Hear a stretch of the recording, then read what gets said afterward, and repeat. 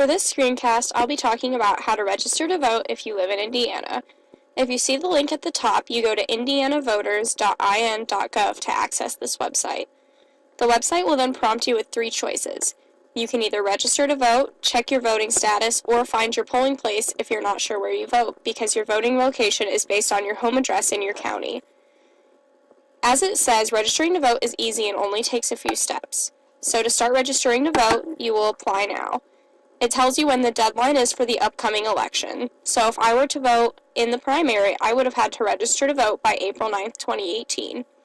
You can register in the primary if you are 18, or you will be 18 for the general, so that you can vote for the candidates that will be in the general, because that is the point of a primary.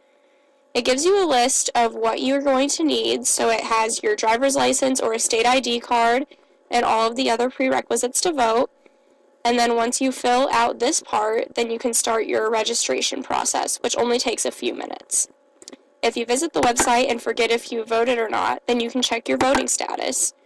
To do this, you click here on the link and you fill out the information, and it'll find if you're registered or not. And lastly, for the voting location option, you click Find Your Polling Place, and then you enter this information, and since you would be previously registered if you're checking where to vote, then you enter this information, and then you go ahead and hit Submit, and it'll tell you where to vote. As you can see, getting involved by voting is something very simple to do.